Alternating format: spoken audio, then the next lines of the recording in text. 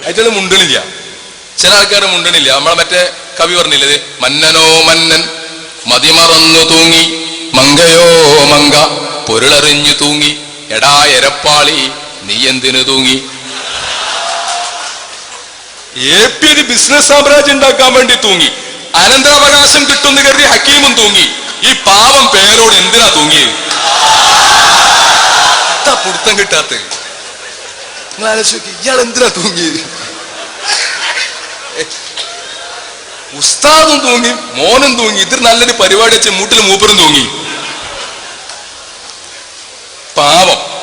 എന്നിട്ട് ഇയാൾ ഇങ്ങനെ എരപ്പാണ് എന്റെ ജീവിതത്തിൽ ഞാൻ കണ്ടില്ല. കണ്ടിടോ കുറച്ചൊക്കെ നുണ അറിയാണെങ്കിലും നുണ പറയാൻ ചിന്തിച്ചിട്ടേ പറയുള്ളൂ. ഇത് ഇയാൾക്ക് ഇത് എന്താ പറയേണ്ടി അറിയില്ല. ഞാനിന്ന് കുറെ കാസറ്റൊക്കെ കേട്ടി. അപ്പുറത്ത് മൂപ്പർ പറയുന്ന സനതുണ്ട്, ഇപ്പുറത്ത് പറയുമ്പോൾ മൂപ്പർ തിരുത്തി, വേറൊരുത്തർ മൂപ്പർ ചൂടാകുക. ഇതൊന്നും ഇരുന്ന് പഠിച്ചിട്ട് പറഞ്ഞാൽ പോരെ? കാളെ പെറ്റെന്ന് കേൾക്കുമ്പോ ഒരു ലോഡ് കയറി വാങ്ങണോ?